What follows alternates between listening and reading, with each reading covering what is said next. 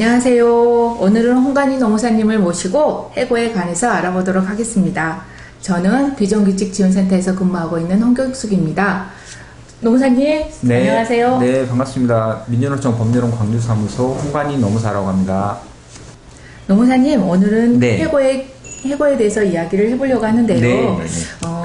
해고라는 게 사업주의 일방적인 근로관계의 종료이죠? 네, 그렇습니다. 예. 그러면 여기서 사업주라고 했을 때 누구를 말하는 것일까요? 사업주는 법적으로는 개인 사업주와 법인 사업주를 지칭하는 것이고요.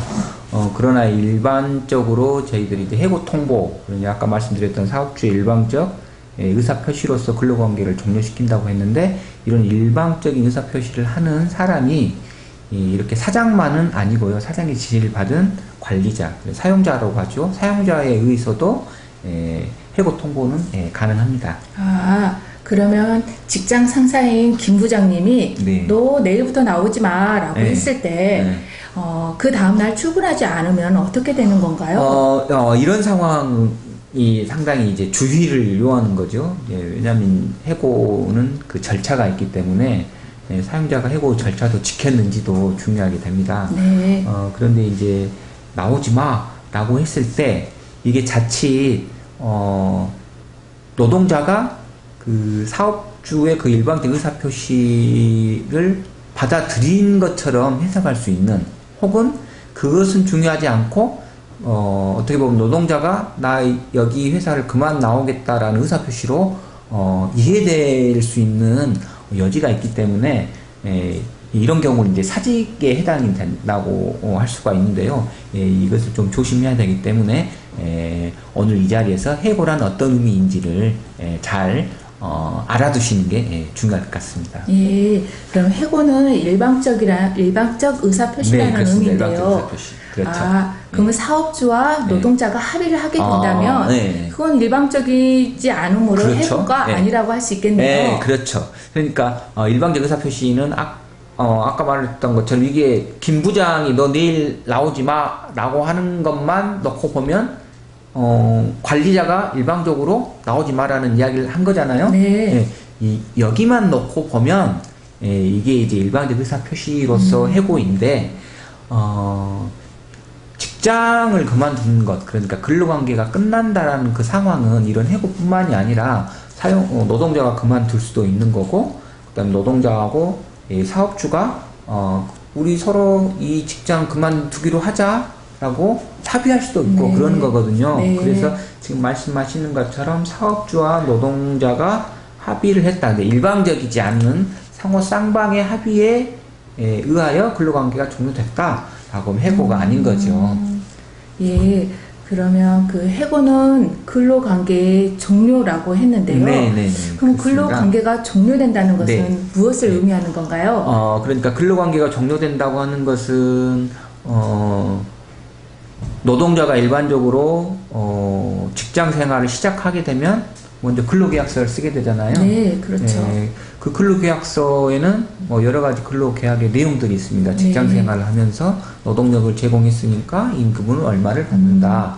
그리고 근로시간은 어떻게 할 건지, 이런 것들이라든지, 근로시간을 좀 더 많이 했을 경우에는 어떻게 할 건지, 이런 것들이 근로계약으로서 근로계약서에 담기게 되는데요. 근로계약이 종료하게 되면 이 근로계약에 있는 내용들이 전부 사라진다라고 이제 보시면 되겠습니다. 달리 말해서 사업주는 노동자가 노동력 제공을 하지 않게 되니까 임금을 지급할 필요가 없는 거고요. 그렇죠. 따라서 노동자는 사업주의 어떤 업무상의 지시나 명령을 받을 필요가 없는 거게 됐죠. 네. 이게 법적인 용어로 사용종속관계라고 하는데요. 이 사용종속관계가 해소되는 겁니다. 실은 이 해고의 속뜻은 내가 더 이상 노동력을 제공할 수 없는, 나의 의사와 반해서 노동력을 제공할 수 없는 상황이 되기 때문에 그렇게 되면 생계의 수단이 막힌다. 이것이 문제가 되기 때문에 해고가 문제가 되는 것이고요. 이렇게 근로관계가 종료되면 근로계약상 내용이 전부 없어지고 오로지 퇴직금, 그리고 이 금품 청산의 문제, 많이 이제 법적으로 남게 되는 것입니다. 네. 통상적으로 해고 유형이라고 하면 세 가지를 들 수가 있거든요. 첫 번째는 징계 해고, 네. 그다음에 통상 해고라고 하는데 이제 일반 해고, 그다음에 경영상 해고 이 세 가지가 있습니다.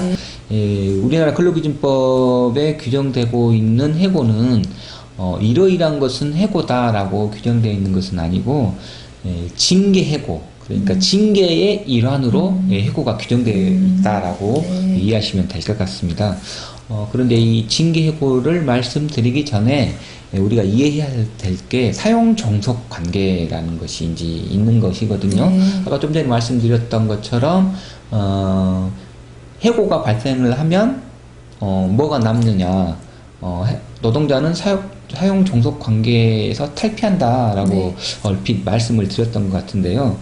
그러니까 이 근로계약을 통해서 임금하고 노동력이 교환되는 거죠. 근데 이제 이 노동력을 제공한다는 것은 우리가 일반적인 상품을 건네주는 것하고는 달리 어떤 행위가 지속적으로 제공이 된다는 것인데요. 노동력을 사는 사람이 그 노동력을 제공하는 사람을 조정한다는 뜻이죠. 그러니까 사용자가 노동력을 제공하는 노동자에게 어떤 행위를 해라. 이게 이제 인사 지휘, 업무 지휘, 노무 지휘라고 이제 얘기하는 건데요. 결국은 어떤 측면에서 보면 인신이 구속된다라는 것이죠. 이것을 뭐 경제적 종속이라고 하든지 뭐 법적 종속이라고 하든지 인신 종속이라고 하든지 이렇게 사용 종속 관계가 있다라고 이해하셔야 될 것 같아요. 그래서 노동자를 왜 사회적 약자라고 하는지 좀 이해할 수가 있겠네요. 네, 그렇죠. 그러니까 이제 사업주는 이렇게 업무 지휘권이라고 하는 인사권을 극대화 시켜가지고 조직의 목표를 최대치로 이제 달성해서 수익을 극대화하려고 하는 목적이 있는 것이죠. 네, 그러면 그 해고의 유형에는 징계 해고와 일반 해고가 있는데 네. 이게 어떻게 구별됐는지 좀 한번 알아볼까요? 네. 예. 여기에는 일반 해고는 해고의 유형 중 하나로 근로자의 일신상 사유에 의한 해고를 말하며 통상해고라고도 하네요. 네네.